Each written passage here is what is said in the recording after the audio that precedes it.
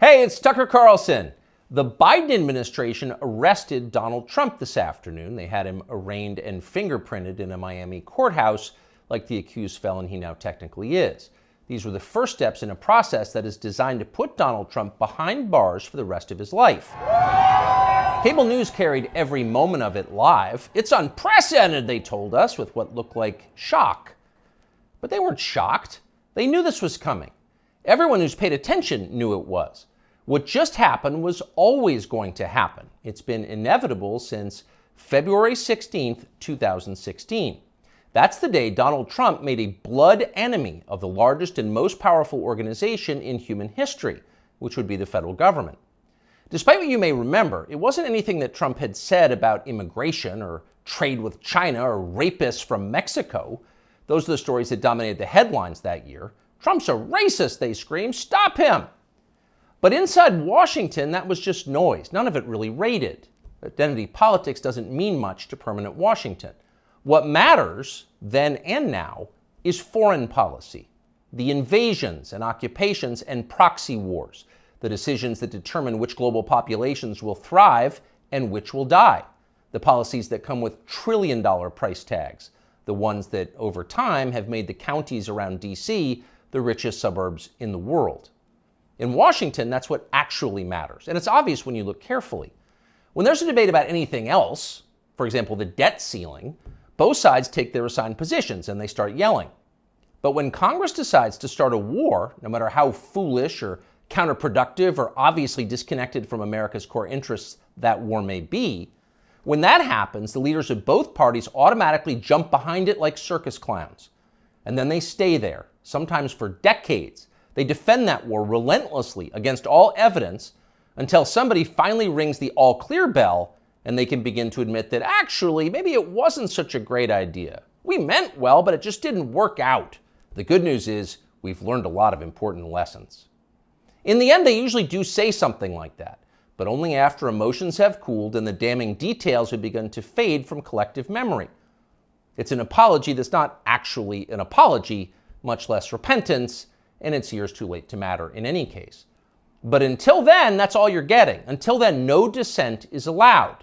That's the first rule of Washington. But somehow, Trump didn't bother to follow it. He is from out of town, so maybe he didn't know it was a rule, or maybe he just didn't care. Either way, 7.5 years later, we can point to the precise moment that permanent Washington decided to send Donald Trump to prison. Here it is. It's from the Republican candidates debate in Greenville, South Carolina. We should have never been in Iraq. We have destabilized the Middle East. They lied. They said there were weapons of mass destruction. There were none, and they knew there were none. There were no weapons of mass destruction. All right. We should never have been in Iraq, Trump said. We destabilized the Middle East. Now, by the time Trump said that, a lot of Republican primary voters were starting to reach the same conclusion. How could they not? But it was the next line that doomed Trump to today's arrest. They lied, he said. There were no weapons of mass destruction, and they knew there were none. Now, when he said that, a few in the crowd booed. Most just sat there in silence, stunned. Can he say that? Well, he said it anyway. And by saying that, he sealed his fate. That was the one thing you were not allowed to say, because it implicated too many people on both sides, which on this topic is really just one side. Hillary Clinton was guilty of it, but so was Paul Ryan. All of them were guilty. They all knew, they all lied. And to a person, they hated Donald Trump for exposing them. After that, it was pretty clear that even if he did get elected president, Trump was going to have a very hard time controlling the federal government he was supposed to be in charge of. Most of permanent Washington decided that thwarting Trump was the single most important mission in their lives. Everything depended on it. Many of them said so publicly. But others didn't say so publicly. In fact, the stealthier ones took another path. They ran toward Trump, not away from him. They sucked up to him. They ingratiated themselves with the man they intuitively understood was susceptible to flattery, which Trump is. And they did this in order to subvert his new administration from the inside. There were a number of these, and you could spot them immediately. They were flatterers. Invariably, the ones who flattered Trump the most hated him the most and disagreed the most strongly with his views. You saw them in the hallways of the White House and at press conferences. They were there slobbering over their boss with elaborate self-abasement, as if they were addressing a monarch or a god. It was a scene from the Ottoman court. It was filthy and decadent, and it was false. Mike Pence, Nikki Haley, Mike Pompeo, Lindsey Graham in the Congress. They all called Trump a visionary genius up until the moment he lost power. And then they unsheathed their real agenda, as always the neocon war agenda, and they piled on with maximum force. Here's Mike Pompeo, for example, on Fox News this morning. President Trump had classified documents where he shouldn't have had them, and then when given the opportunity to return them, he chose not to do that for whatever reason. When somebody identifies that, you got to turn them in. And so that's inconsistent with protecting America's soldiers, sailors, airmen, and Marines. And if the allegations are true, some of these were pretty serious, important documents. And so that's wrong.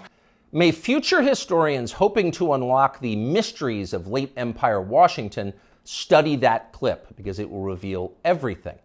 That very same Mike Pompeo, the one who's sneering at Donald Trump on TV this morning, that guy served Donald Trump as both CIA director and as Secretary of State. Those are the two most powerful jobs in the federal government. And as he worked in those jobs, Pompeo promised, in fact, he swore, to support the president's agenda. Why? Because that's the way a democracy works.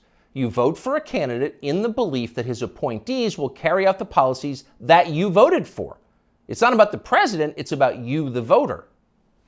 But Pompeo didn't do that. He didn't even try to do that.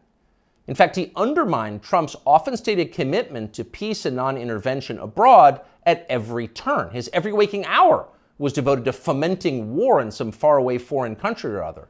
Iran, Syria, Russia, North Korea, the list goes on. But rather than telling Trump that he disagreed with his ideas, as a man would, Pompeo toadied up to Trump, a man he despised, in the oiliest, most over-the-top way imaginable. Ask anyone who worked in that White House at the time. Who is the appointee most likely to tell Donald Trump on a daily basis that he was handsome, virile, sleek, and powerful? Mike Pompeo. That will be the consensus answer. Those of us who saw firsthand Pompeo's relentless kowtowing will never forget it. It was indelibly repulsive. No one with self-respect could do something like that. But Mike Pompeo did it effortlessly, with relish and verve. Now, this same person is telling Fox News viewers that he fears for the safety of our military, our soldiers, sailors, airmen, and Marines, in the approved phrase, because Donald Trump took some classified documents home and didn't immediately return them to the National Archives? What a lie that is. Mike Pompeo knows that's a lie. He spent his entire life in Washington. Washington is a city where internal memos about Labor Day are classified because everything is classified.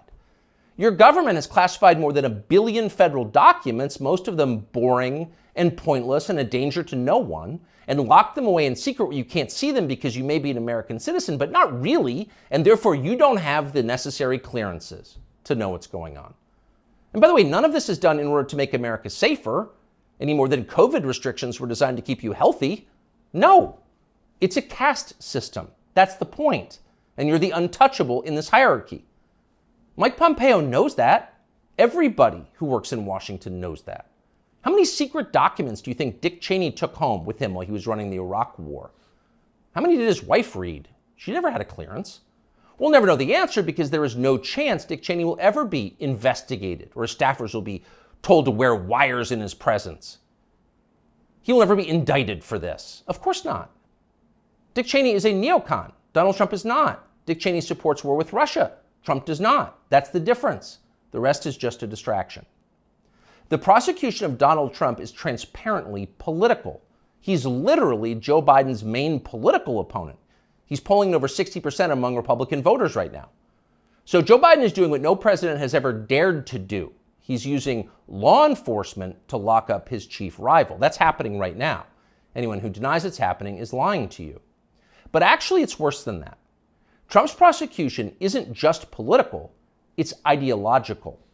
Nobody with Trump's views is allowed to have power in this country. Criticize our wars and you're disqualified. If you keep it up, we'll send you to prison. That's the message Washington is sending. Not just the Democratic Party is sending, but both parties are sending. Like so many Republicans, for example, the supposedly conservative governor of Texas, Greg Abbott, spent yesterday totally ignoring the destruction of the American justice system. Instead, he signed a highly important bill called the Crown Act, which according to the celebratory tweet Abbott sent commemorating it, will, quote, prohibit discrimination based on textures and hairstyles historically associated with race.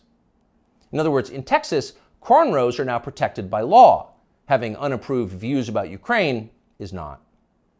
That's fine with most elected Republicans. They find Trump tiresome and embarrassing. Their donors hate him. They will not be sad if he dies in jail. But what about voters? What are they learning from this spectacle? Well, mostly they're learning that they have no power at all because nobody cares about them. But they already knew that. Unlike so many of our elected leaders, they have been to America recently. They know what it looks like. Have you seen it? If you've got a few days this summer, find out. Take a road trip and see for yourself. Drive 500 miles in any direction and then come home. How are things looking? Well, they should look great. The federal government spent $6.5 trillion last year. That's more than any government has ever spent, ever. So at the very least, you would expect pristine public roads. Oh no, that's not what you see when you drive around this country. There are potholes and Jersey barriers everywhere. Looks like Tegucigalpa before the Chinese decided to rebuild the infrastructure of Honduras. We don't have China buying our roads. So they're falling apart. You'd think the people you would pass on your road trip would look happy and prosperous. Again, this is a very rich country. But a lot of them don't. Quite a few appear to be strung out on drugs. You see them shuffling by shuttered storefronts in small towns. And you wonder, as you see all of this, where did all the money go? It's certainly not here. Well, it's in Washington. It's in Fairfax and Loudoun counties, and in leafy, perfectly manicured Northwest D.C.